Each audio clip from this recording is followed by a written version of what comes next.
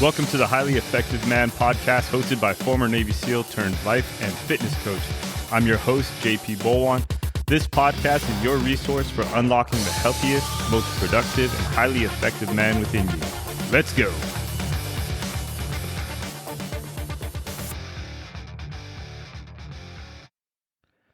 What's up, guys? Welcome to episode 3 of the Highly Effective Man podcast. I just want to say thanks for all the love and the feedback that I've gotten on the first couple episodes.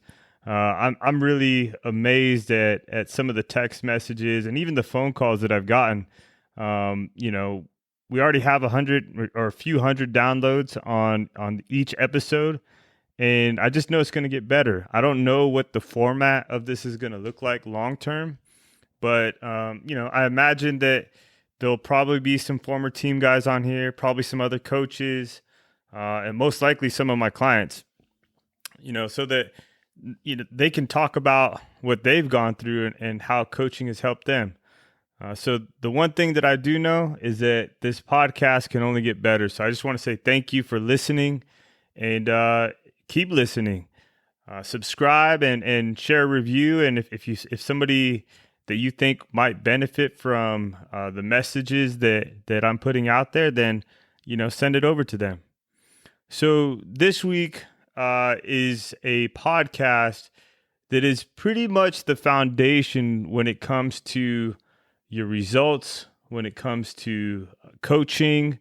This is a big thing that I focus on when I'm working with clients, because all of your results, everything in life is determined by the words that you have in your brain. So basically your thoughts.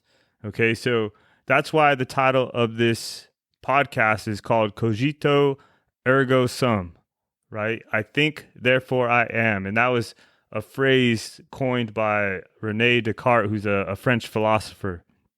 And I can't think of a better way to put that, because whatever you think is what you become, whether it's good or bad, right? And it's crazy, because the simple thoughts that we have in our mind can lead to drastic results. All right, and I just want to do an exercise with you guys just to kind of demonstrate how powerful some thoughts can be. Right, so I'm going to say a phrase, and I basically just want you to hear the phrase and then think of the feeling that, or feel the feeling that phrase gives you. All right. So the first phrase is, I'll never be able to do that. How does that make you feel? This is so hard for me. How does that make you feel? Now let's do it the other way. I can do this. How does that make you feel? I can keep going. Now you can see how simple thoughts or simple statements can create a drastic change in the way you feel about something. And the crazy thing is that that's what we're chasing. We're chasing the feeling of something. A lot of times we don't do stuff or we pursue stuff because we imagine that if we attain whatever it is, it'll give us a certain feeling, right? Or we avoid something because we don't want to feel a certain feeling, right? And so when you think of how powerful thoughts can be, because your thoughts affect your feelings and your feelings affect your actions, which in turn really affect your results, right? And so you can see how everything's like a chain reaction that's based off of your thoughts. And if you want to get even, more microscopic with it, you can even say like each word in that thought can be changed. Each word in that thought can have a huge difference in what happens in your real in life, in your result. Okay, so I just wanted to do that quick exercise just to kind of show you how quickly you could have different feelings about different things, and it's all based on words that are running in your mind.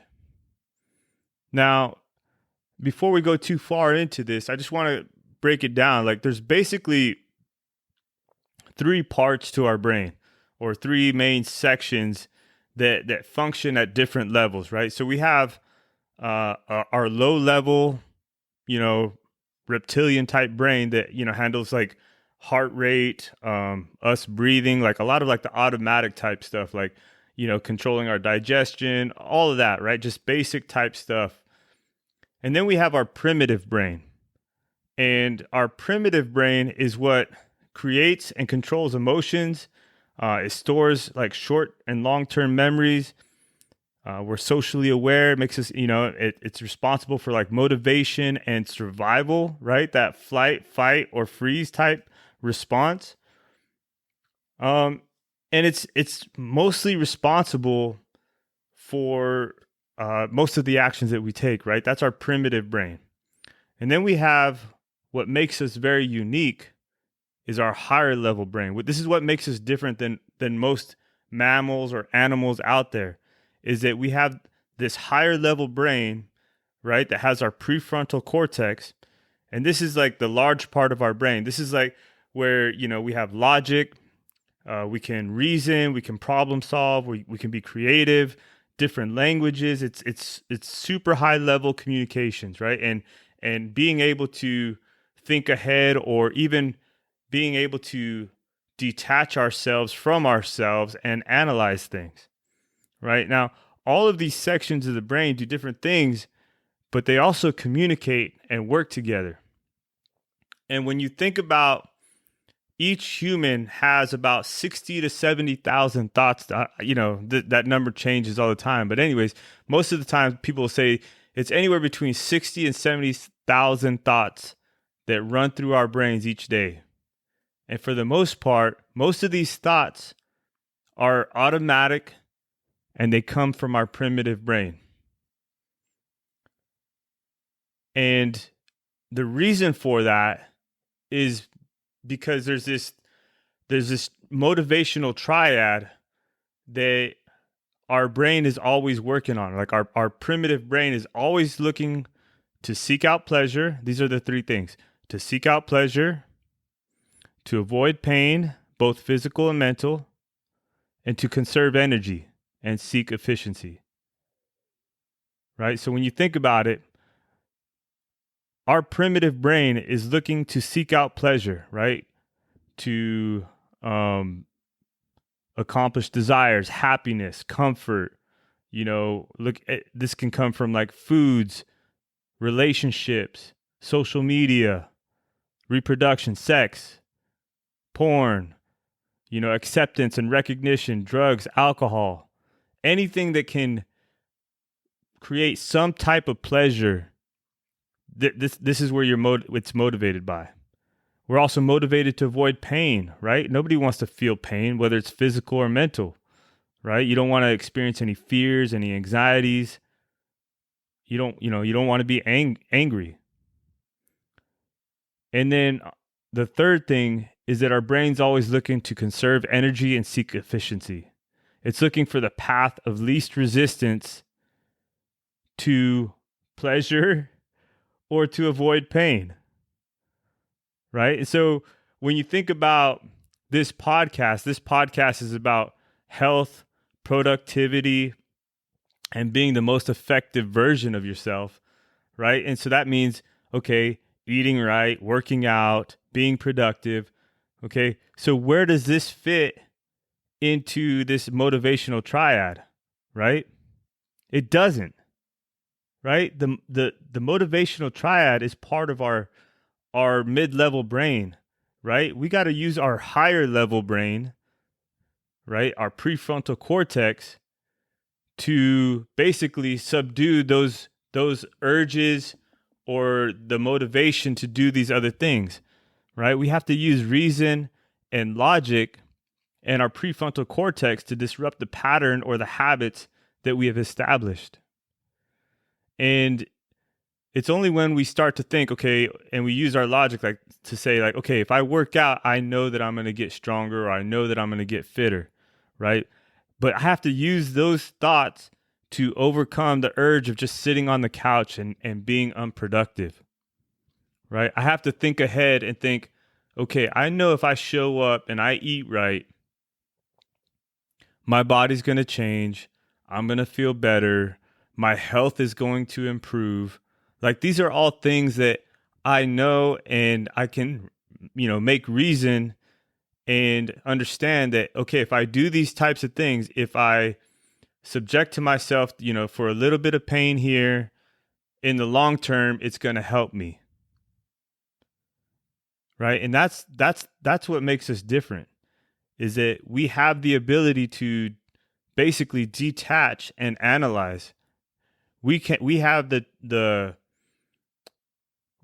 ability to choose what we want to do. We don't just a lot of us just react, but the challenge, this is where mental management or mindset work comes in, is that when we start to become aware that we actually do have a choice in response to any kind of stimulus. Like, we can choose the way that we're going to respond to anything, right? Like, if somebody puts a plate of cookies in front of me, I can choose whether or not I'm going to eat them or not eat them, right? If somebody offers me a drink of alcohol, I can make a choice in that moment to whether or not I'm going to drink it, right? That choice may not feel like it's an easy choice, but it's still a choice. You still have that moment in time between the stimulus and the actual response to make a choice, right? And the more often we make the choice, like, let's say that I want to start working out, right? But it's really hard for me to work out, or I struggle being consistent with it. Well, all it takes is one time, and then another time, and then another time.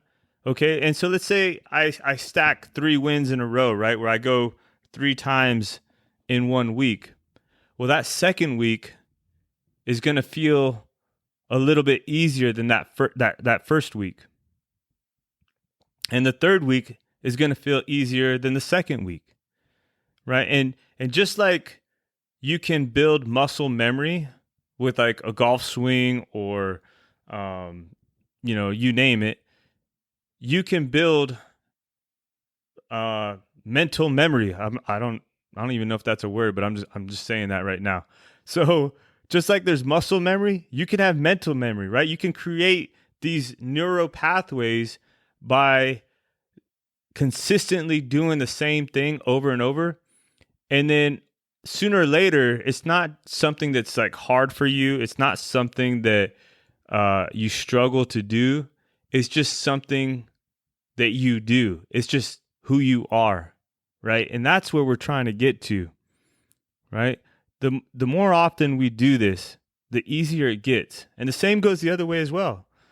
If you spent years on the couch, sitting on the, and just eating potato chips or whatever it is, it's going to be easier for you to continue doing that, right? And if you go 6 months working out 3 times a week, how hard is it going to be that 7th month? It's probably going to be a lot easier for you to continue doing so, right? And I really like what James Clear says in his book, Atomic Habits.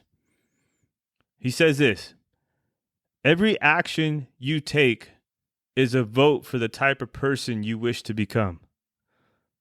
No single instance will transform your beliefs, but as the votes build up, so does the evidence of your new identity. This is the one reason why meaningful change does not require radical change. Small habits can make meaningful difference, by providing evidence of a new identity. And if change is meaningful, it is actually big. That's the paradox of making small improvements. And he's talking about small habits, but you could even transform this into saying small thoughts, right? Because small thoughts can turn into big things or big results. And when I read that and I think about, instances in my life, two events come to mind when I think about how simple thoughts can create massive results. The first one is, about a week and a half ago, or whatever it is, I go out into the ocean with my friend. He's got a jet ski, we got a foil, and basically he's towing me behind this jet ski, and we're trying to catch some waves and stuff like that. So we get in the water, he's towing me along or whatever, we're having fun, and then he says something about a shark or whatever, because it's an area that has been known to have sharks, and I think there was like a French guy who got his leg bit off like a few years back, or part of his leg. But anyways, he said something about sharks, and I was having a great time until he made that comment, right? Because after he made that comment, what do you think I'm thinking about? Is there sharks in this water? Oh my God, is that a shark? And I'm looking at all these different shapes in the water. So obviously, my focus goes from standing up on the foil to okay, don't be in the water too long, get up on foil and, look out for sharks. And so I could feel the anxiety just building in me. And I was just like, oh my God, this is not fun. This is not cool. And so I had to force myself to start thinking other thoughts. I just had to say, okay, think about foiling, think about what you're doing, because foiling, if you've never foiled, it's not easy. It's really hard. And it just takes a lot of concentration to stay up on the board. And then on top of that, once you get on a wave, you still have to stay balanced and anyways, it's a little bit different than surfing, or a lot different than surfing, but it's still a lot of fun. So once I was able to get that thought out of my mind, I was able to enjoy it and just have fun, right? But a simple comment or a simple thought was just ruining it for me. And this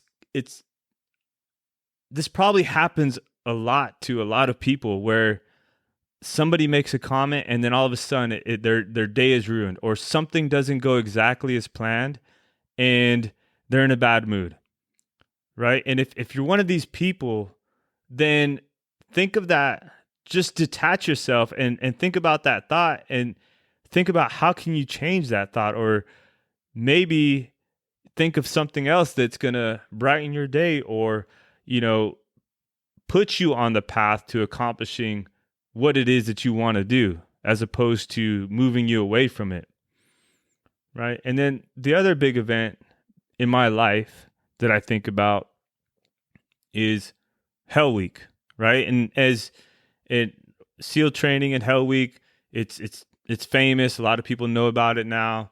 But for those of you that don't know, okay, it's a really hard week in SEAL training.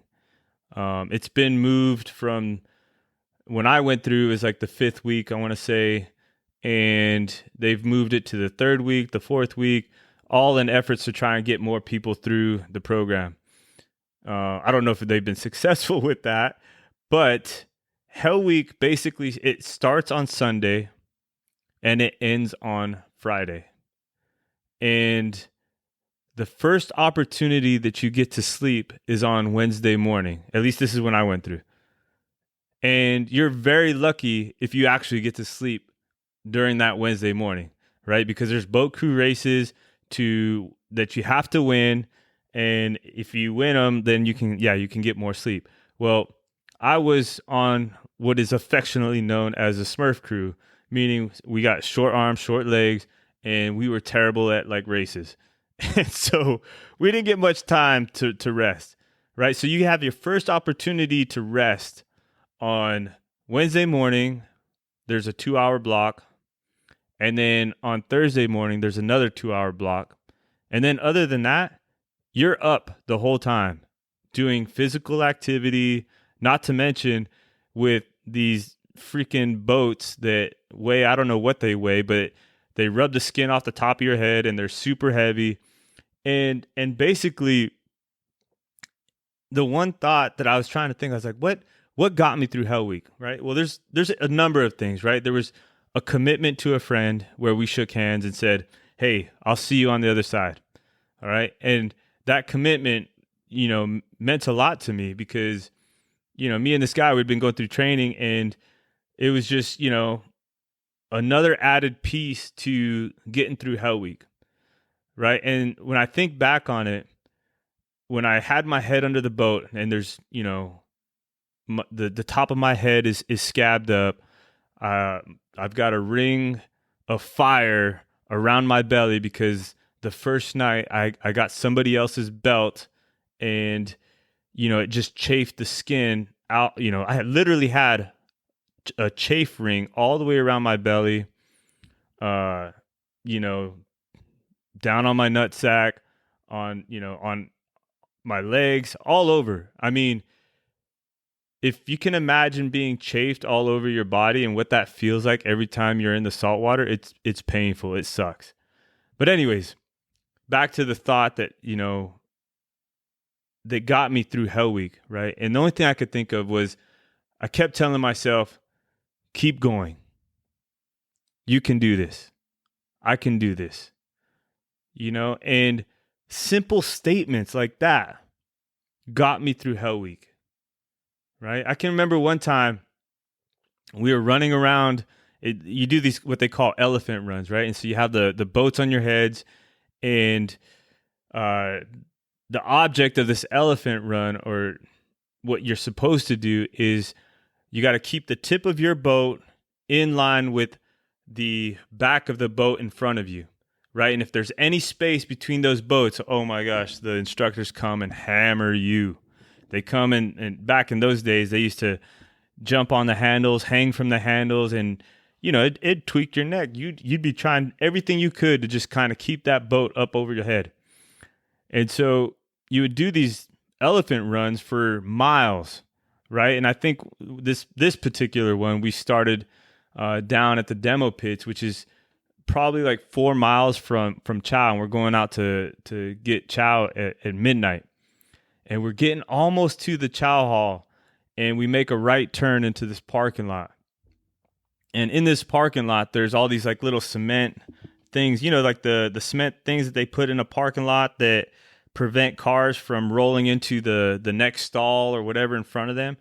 So these little like cement curbs, and this instructor that was leading the elephant run, I still remember his name. But anyways, this guy, he kept running us around and around and around and around, and deliberately over these cement curbs. So like every time you're going over these cement curbs, you're just tripping. And I was just like, oh my God, this is like driving me nuts. I was like, if there was a time that I was going to snap, that was probably the closest time I was ever going to snap. I was thinking, I'm going to take this paddle and I'm just going to go whack him over the head. And I was just like, I was thinking like, fuck it, I'm out of here. I can't handle this, And so I was like, no, just keep going, keep going, keep going. I was like, I was like, oh my God. I was like, it was just a moment during that Hell Week that just drove me nuts. And, but the thought that keep going, I can do this, that just kept running in my head. And that's really what got me through it, right? When I'm shivering cold and I'm sitting in the water, and, there's nothing more miserable than being cold. I mean, when you've been cold, like I've been cold, you never want to be cold again. And, and you're seeing guys quit. Like I literally had a guy that was hanging onto my arm. I don't even know his name anymore. And, we're getting surf tortured, and we're in the water, and the guy gets up and quits. Right. And that's what the instructors are there for. They're there to, play mind games with you and get people out. Right. But a simple phrase like keep going, I can do this, that created a huge, dramatic result, right? Me getting through Hell Week. And if you don't know about Hell Week, look it up. But when you think about SEAL training, it's a big part of SEAL training, and where a lot of people quit because it takes a lot of mental fortitude and desire to make it through Hell Week. And one of the things that has given me the confidence from then on, or from, I probably had the confidence before that, but like it's also a big part of who I am today is based off of the things that I've done in the past, right? And this is just one more of those things that was pretty freaking amazing to do. And you can trace it back to simple thoughts like, keep going. I can do this, right? And so when people say your results, no matter if they're good or bad, are based on your thoughts, I fully believe it, right? There's no doubt in my mind that we are where we are based on how we think. Everything we have is based on how we think. Everything we want to do will be based on how we think. So if you want to get in shape, if you want to build $1 million business, if you want to be a great husband and father, then you need to build thoughts that are going to lead you in that direction. You need to have thoughts that are going to help you accomplish that result. Because if you want to accomplish anything in life or change anything in your life, you're going to have to spend time thinking about the thoughts that are going to get you there. What's going to get you through the hard times?